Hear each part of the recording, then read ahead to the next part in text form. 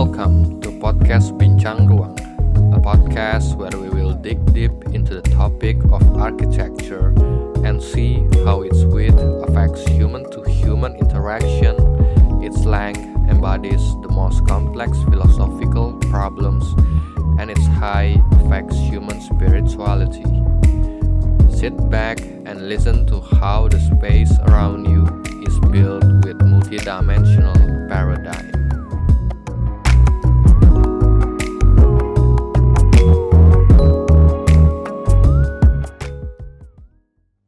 Oke, kembali lagi bersama gue di podcast Bincang Ruang. Mungkin pertama-tama gue harus meminta maaf terlebih dahulu karena sudah 2 minggu gue melewatkan merekam untuk podcast Bincang Ruang ini. Padahal mungkin diminta maaf gue ke diri gue sendiri ya, karena gue memang memulai podcast ini untuk diri sendiri sih. Lebih untuk diri sendiri, dan kemudian yang kedua baru untuk orang lain gitu. Jadi gue meminta maaf pada diri gue sendiri karena gue sudah melewatkan 2 minggu tanpa merekam atau mempublish podcast Bincang Ruang. Karena gue memiliki komitmen gitu. Komitmen untuk berkomitmen dalam membuat podcast Bincang Ruang ini gitu, seminggu sekali.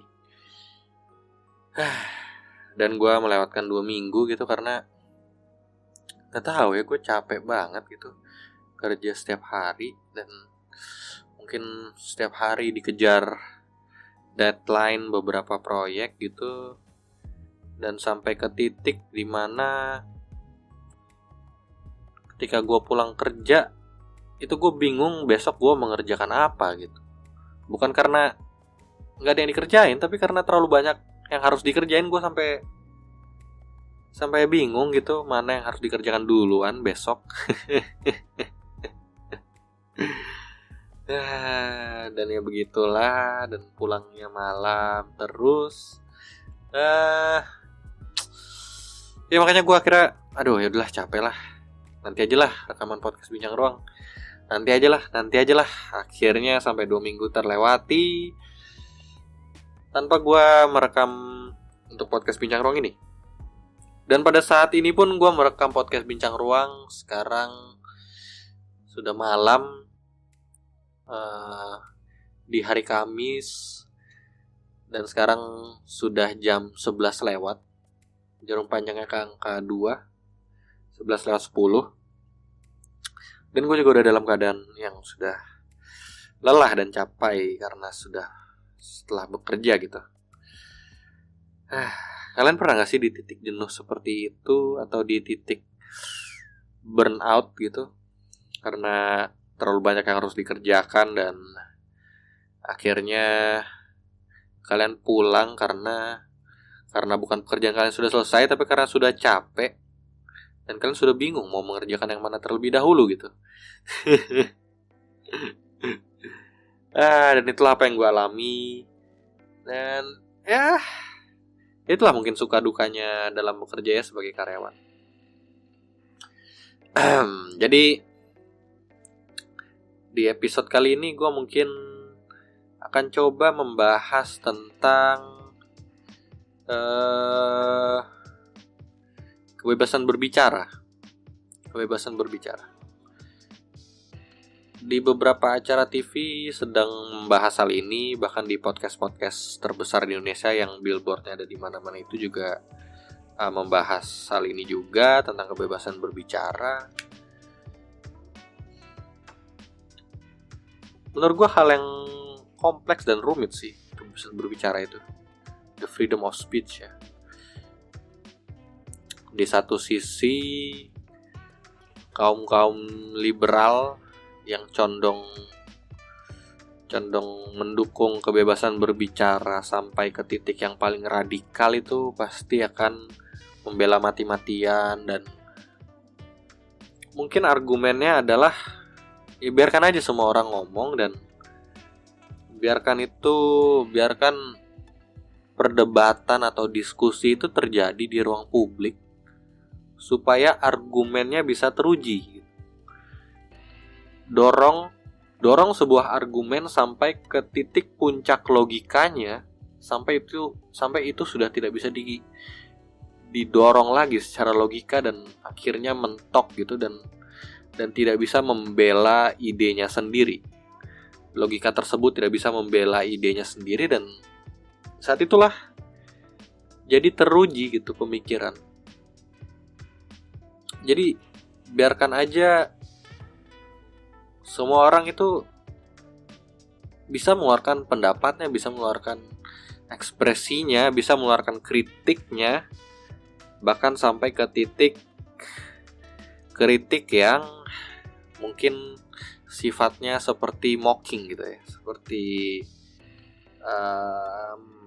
apa itu istilahnya, seperti mengatain atau menghina gitu. Ya nggak apa-apa, biarin aja. Dan ya kalau memang begitu ya dibalas aja dengan argumen yang lebih cerdas gitu. Biarkan aja bertarung di ruang terbuka, bertarung di open field, dan disitulah kita bisa temukan mana argumen yang terbaik, mana logika yang teruji gitu. Karena diuji oleh argumen lawannya. Mungkin itu ya argumennya orang yang mendukung freedom of speech. Tapi menurut kalian gimana? Gue lihat ada poinnya sih. Ada poinnya. Tapi di beberapa acara TV juga ada argumen-argumen yang kontra akan hal tersebut gitu. Dan dia menjelaskannya dengan menggunakan menggunakan metafora ya, atau menggunakan perumpamaan gitu. Jadi bayangin kalau dalam sebuah bioskop atau teater yang isinya 500 orang dan tiba-tiba satu orang itu berteriak kebakaran. Berteriak begitu di dalam ruangan bioskop atau di ruangan teater yang berisi 500 orang, dan semua orang panik, berlari dan saling injak-injakan karena mass panic gitu. Dan akhirnya banyak orang yang meninggal bukan karena kebakaran ya, karena memang tidak ada kebakaran, itu orang cuma teriak aja kebakaran. Tapi meninggal karena ya akhirnya berdempet-dempetan, berdesak-desakan, berdorong-dorongan menuju pintu keluar karena panik. Dan orang yang berteriak kebakaran tersebut itu ya sah-sah saja kalau menggunakan asas kemerdekaan berbicara, asas kebebasan berbicara. Karena atas nama kebebasan berbicara, kebakaran seperti itu. Dan apakah itu kebebasan berbicara? Orang bebas berekspresi ketika dia mau berekspresi, seperti ketakutan ada kebakaran dan berteriak kebakaran, ya itu kan kebebasan dia gitu. Tapi apakah itu kebebasan berbicara yang kita semua mau kejar? Apakah bisa seperti itu? Dan menurut gue itu ada poinnya juga sih. Di titik tertentu kebebasan berbicara mungkin bisa menyebabkan kerugian publik gitu ya. Bisa merugikan publik. Dan itu mungkin itulah yang menjadi batasan dari kebebasan berbicara tersebut. Jadi ada istilahnya tuh ada juga. Ada limitation dari freedom of speech gitu. Dan itu kalau nggak salah namanya offense principle ya. Offense principle. Jadi itu adalah batas-batas dari kebebasan berbicara. Dan batas-batas itu adalah kebebasan berbicara kan adalah hak gitu ya. Dan batas dari hak tersebut adalah hak orang lain gitu. Dalam kasus tadi di bioskop itu adalah hak-hak orang lain untuk merasakan aman, hak-hak orang lain untuk tidak diganggu saat menonton film, hak-hak orang lain untuk mendapatkan informasi yang akurat gitu. Karena ketika dia teriak kebakaran dan ternyata tidak ada kebakaran, itu dan orang lain yang mendengar itu, dan bahkan yang berteriak misalnya yang berteriak adalah orang yang dipercaya gitu ya, misalnya adalah petugas dari bioskop tersebut misalnya ya, karena dia adalah orang yang dipercaya kan, seperti itu. Dan ketika dia berteriak kebakaran walaupun bohong ya, orang-orang semua percaya gitu. Dan itu ketika dia mengeluarkan kebebasan berbicara dia yang hoax, yang tidak benar tersebut, yang hoax itu sama halnya merampas hak orang lain untuk mendapatkan informasi yang benar. Merampas hak orang lain untuk merasa aman, karena dia menyebarkan ketakutan dengan kebohongan atau misinformasi. Dan yang mengeluarkan argumen seperti ini ya tentu orang-orang yang dari pemerintahan kan, begitu. Dan menurut gue ada poinnya juga sih, karena gue nggak mau tiba-tiba ada orang yang menyebabkan panik untuk hal-hal yang sebenarnya tidak terjadi gitu. Dan kita kan bisa lihat dengan kemajuan teknologi informasi, dan itu banyak terjadi gitu ya, dengan pesan-pesan yang disebar di WhatsApp yang hoax dan menyebabkan orang menjadi ketakutan, menyebabkan orang menjadi panik karena informasi yang tidak benar tersebut. Dan menurut gue itulah batas dari freedom of speech ya. Ketika menyebabkan keonaran, menyebabkan kegaduhan, menyebabkan informasi yang tidak benar tersebar dengan cepat gitu.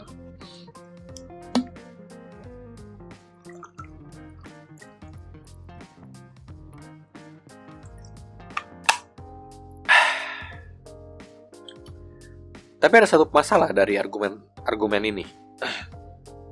Masalahnya adalah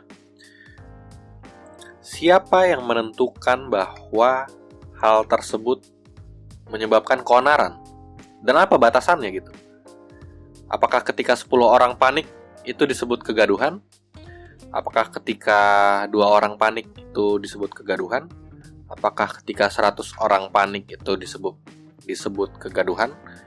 Apa 1000 orang panik baru disebut kegaduhan? Dan siapa yang menentukan bahwa orang-orang itu panik, bahwa terjadi kegaduhan, bahwa terjadi kericuhan? Siapa yang menentukan? Siapa yang menjadi tolak, atau apa yang menjadi tolak ukurnya gitu? Dan mungkin di situ kelemahannya, dan harusnya dirumuskan gitu. Hal-hal seperti apa yang diukur itu menyebabkan hal-hal seperti apa yang, atau ukuran-ukuran apa yang ketika hal itu tercapai maka itu disebut keonaran atau kegaduhan. Jadi sebenarnya harusnya ada ukuran tersebut gitu. Karena gua ngerti sih pendapat pemerintah, karena kebebasan berbicara yang terlalu berlebihan itu kan chaotic sekali ya. Semua orang bisa berbicara dan very radical left ya. Tanpa ada peraturan, semua orang bisa ngapain aja. Dan gue nggak percaya dengan apapun yang radikal sih sebenarnya. Dan itu mungkin mengarahnya ke anarkis ya. Anarkis itu bukan tindakan merusak, tapi anarkis itu adalah spektrum paling radikal dari kebebasan. Jadi tidak ada peraturan sama sekali. Itu adalah anarkis, itu adalah spektrum paling radikal dari kebebasan tanpa peraturan. Itulah anarkis. Ya contohnya adalah yang merusak tempat umum dan lain-lain lah yang tanpa ada peraturan. Ya seperti itulah. Dan itu adalah spektrum radikal dari faham kiri ya, dari faham kiri. Dan itu adalah spektrum chaos, terlalu chaos. Dan di spektrum yang satu adalah order, lawannya chaos adalah order. Harus ada set of rules, set of peraturan, ada peraturan-peraturan yang harusnya membatasi supaya tidak terlalu chaotic gitu. Dan mungkin di situ poin pemerintah, karena sudah terlalu chaotic, maka harus ada order yang di-establish gitu. Harus ada order yang ditegakkan supaya ada arah gitu, supaya tidak terlalu mengambang, supaya tidak terlalu acak, supaya tidak terlalu, gue nggak mau bilang ini sih sebenarnya, tapi supaya tidak terlalu bebas sebebas-bebasnya gitu. Ya gue tahu sih dalam masa sekarang itu seperti kata-kata yang tabu sekali ya, terlalu bebas gitu. Kayak kebebasan itu adalah pahlawan gitu. Kebebasan itu adalah pahlawan. Dan ketika orang menyebut order atau menyebut peraturan itu adalah represif. Itu adalah wajah dari sesuatu yang represif gitu. Dan seperti jahat sekali, seperti diktator gitu ketika kita ngomongin order, atau kita ngomongin law, atau kita ngomongin peraturan, sedikit aja itu jadi sepertinya jahat sekali. Dan kita ketika ngomong bebas itu, kebebasan itu adalah pahlawan, seperti pahlawan gitu ya.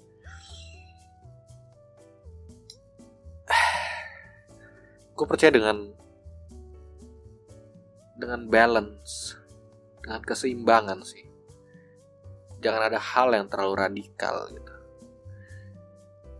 Ketika sudah terlalu bebas ya tentu harus ada batasan-batasannya gitu, harus ada order untuk mengatur kebebasan tersebut supaya tidak mengganggu kebebasan orang lain. Cuman ya tadi yang gue bilang, masih ada sedikit, bukan sedikit sih, sebenarnya banyak sih. Masih ada banyak lubang yang perlu ditutup dulu untuk bisa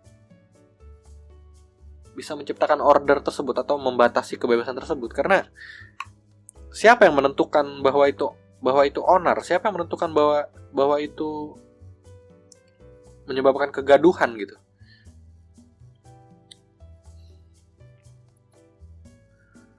Apakah penguasa? Jika benar penguasa yang menentukan bahwa itu kegaduhan, bahwa itu kericuhan, maka sisi penguasa itu menjadi potensi posisi kekuasaan tersebut terkorap itu menjadi semakin besar gitu. Dan itu bahaya juga, dan kita tidak mau hal itu terjadi kan sebenarnya. Makanya perlu ada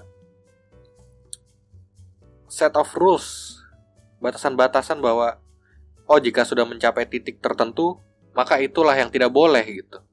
Harus ada itu. Dan sekarang yang gue lihat di Indonesia nih nggak ada set of rules yang jelas di mana batasannya tersebut.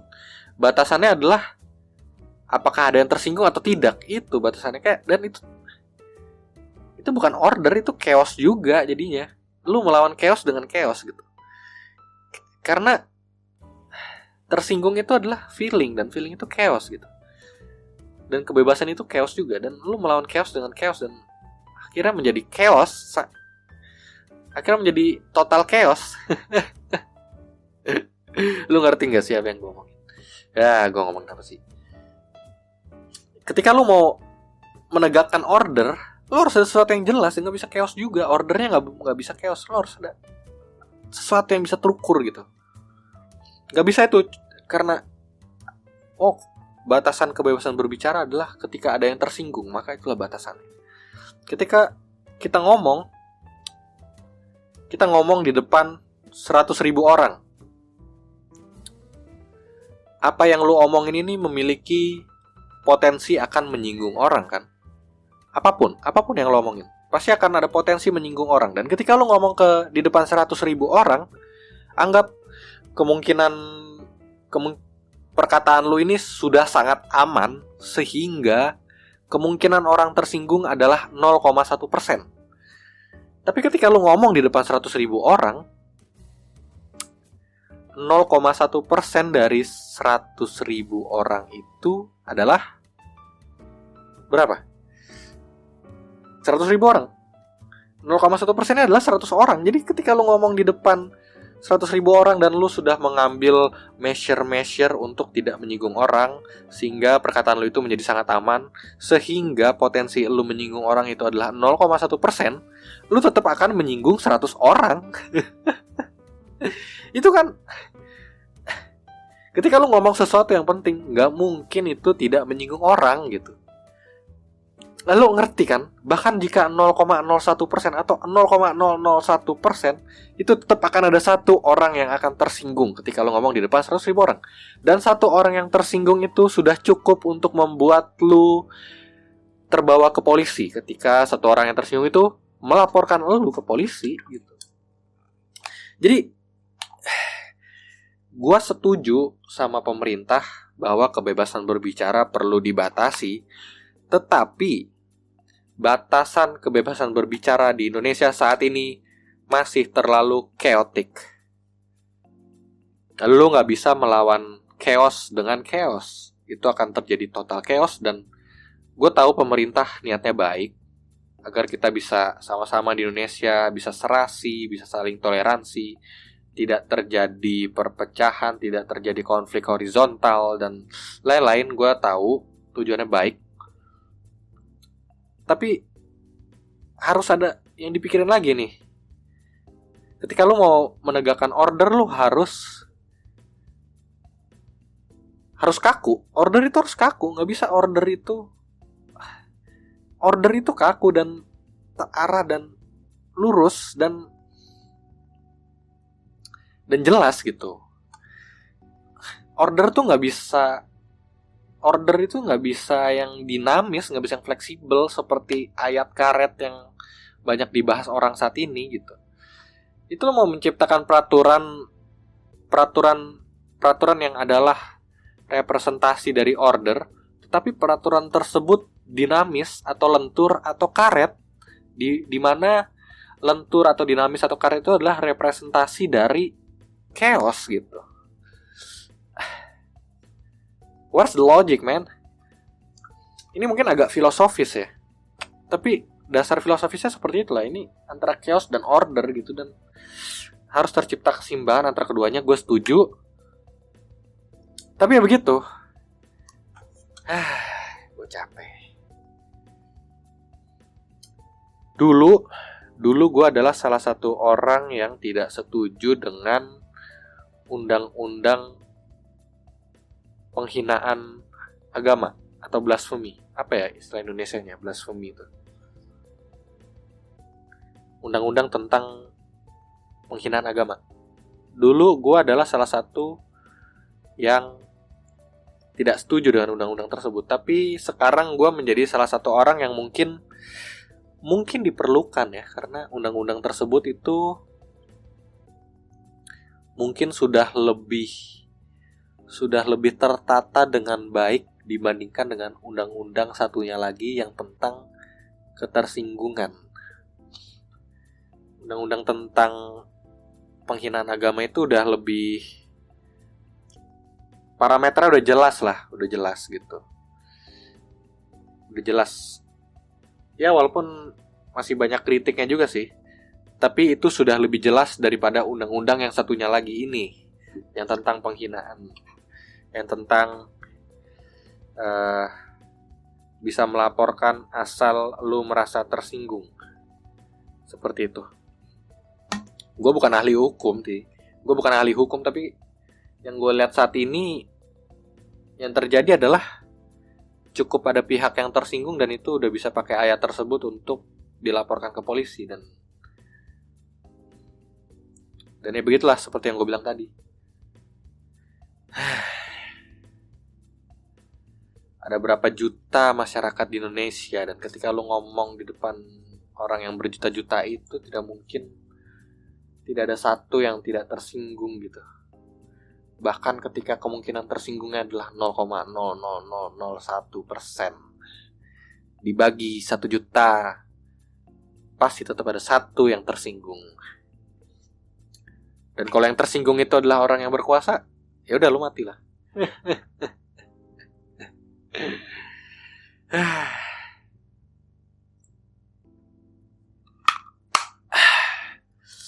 Ya begitu. Jadi begitu tentang kebebasan berbicara.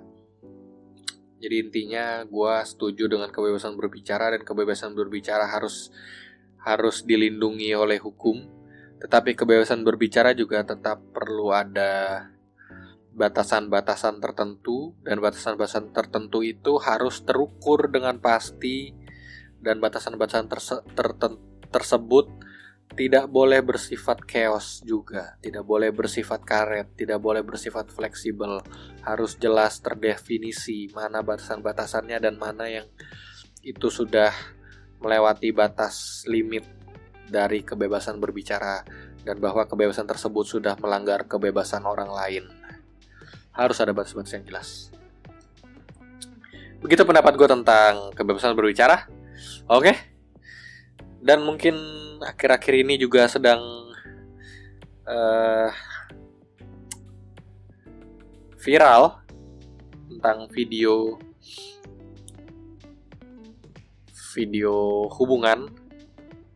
hubungan badan yang katanya adalah seorang artis tersebut, dan itu menjadi viral dan orang-orang menjadi wow, lihat mana sih, lihat sih. Dan itu menjadi pembicaraan di setiap kantor, dan itu menjadi pembicaraan di setiap SMA, dan itu menjadi pembicaraan di setiap universitas, dan itu menjadi pembicaraan di setiap rumah tangga, dan itu menjadi pembicaraan di setiap hubungan antar tetangga, ibu-ibu, bapak-bapak ngerumpi tentang hal tersebut. Gue gak tahu ya. Tapi apa sih yang menyebabkan hal tersebut ya?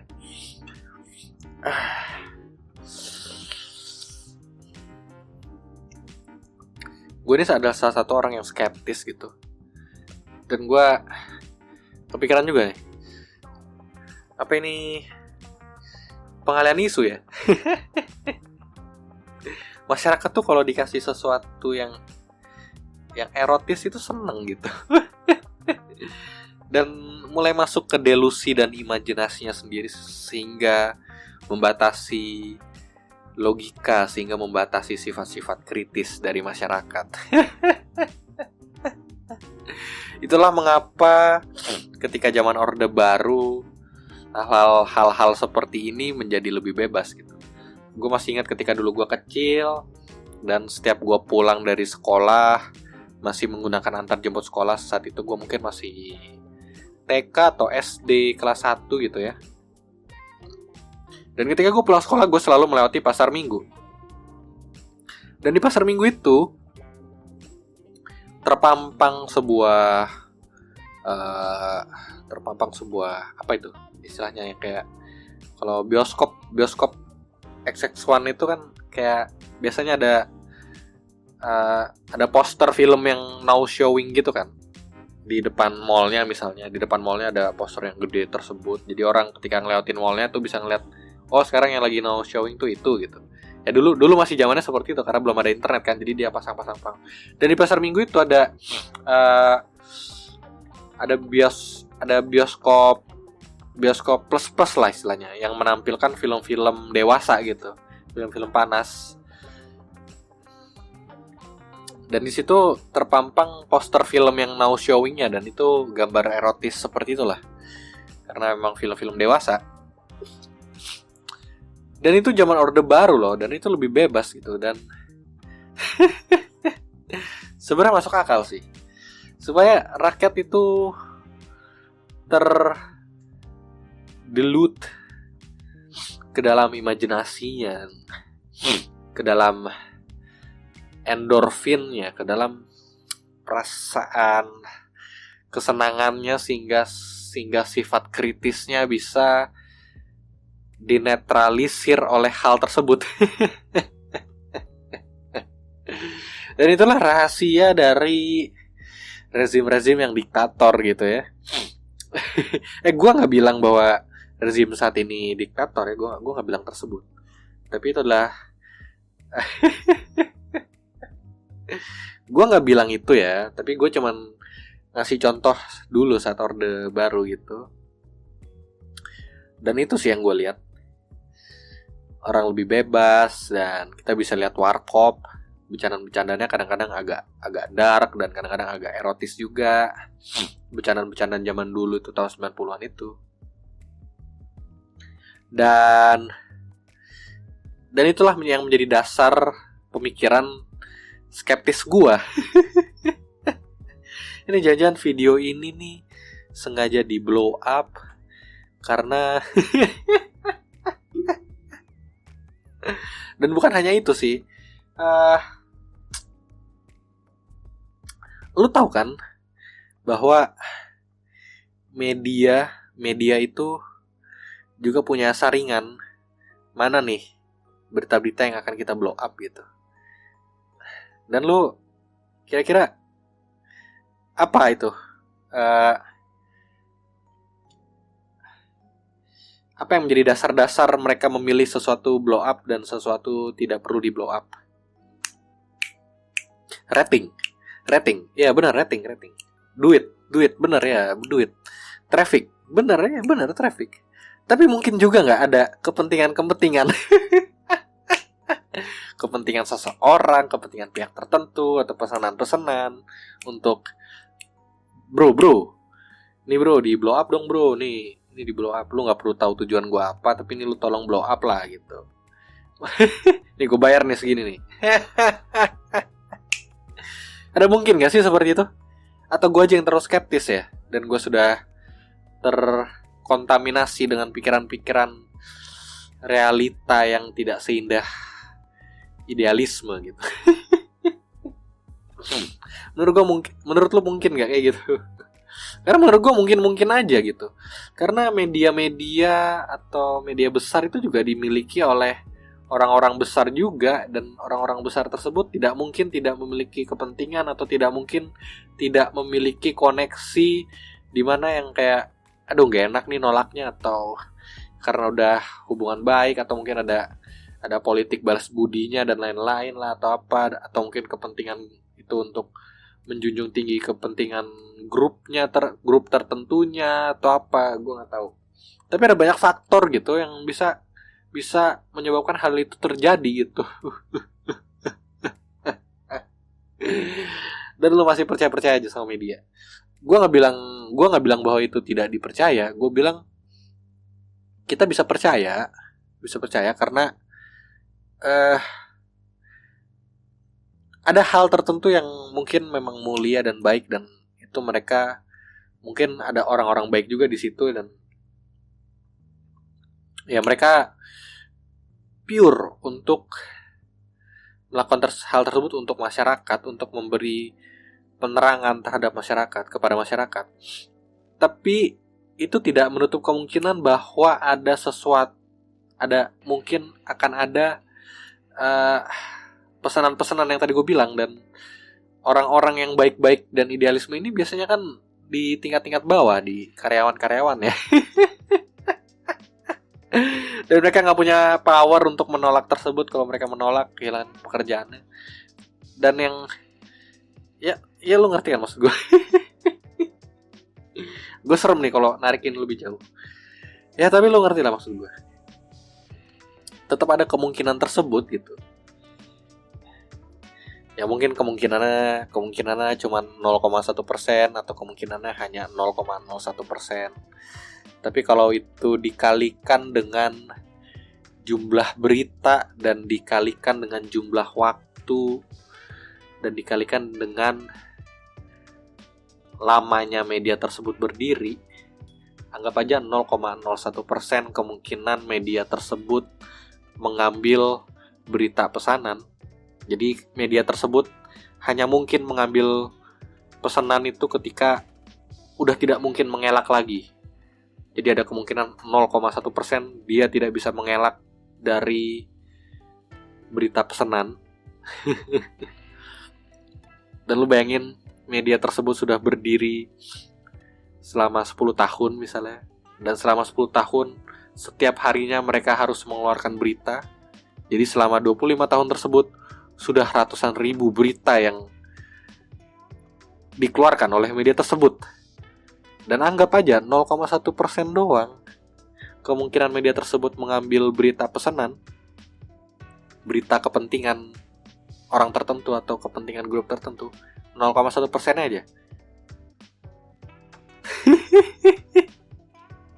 Berarti ada sekitar bisa 100 berita pesanan aja itu bisa. Dan mungkin aja kebetulan di saat inilah berita pesanan tersebut ada. Mungkin aja gak? Kita bicara angka aja nih dan rough estimation aja.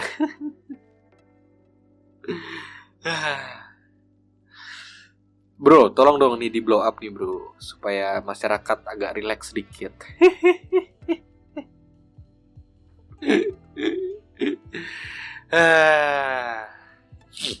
Ya begitulah. Apalagi ya yang perlu dibicarakan nih?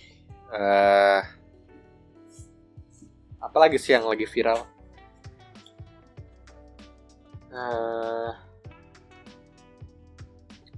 Mungkin ada kepulangan tokoh tertentu yang ya begitulah.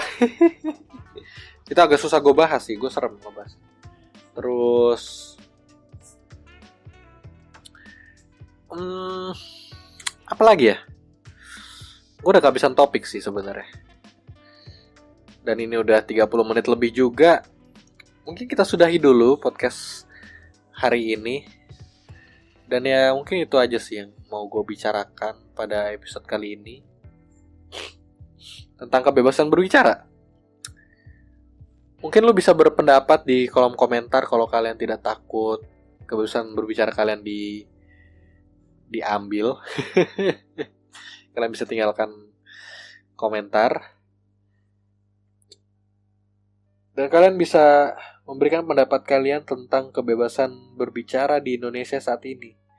Dan kalian ada di kubu mana nih? Di kubu yang membela kebebasan berbicara sampai semaksimalnya, sampai puncaknya, atau kalian pihak yang berpendapat bahwa kebebasan berbicara itu harus dibatasi juga, atau kalian justru di kubu yang tidak populer, yaitu di mana kebebasan berbicara itu adalah salah dan tidak boleh ada.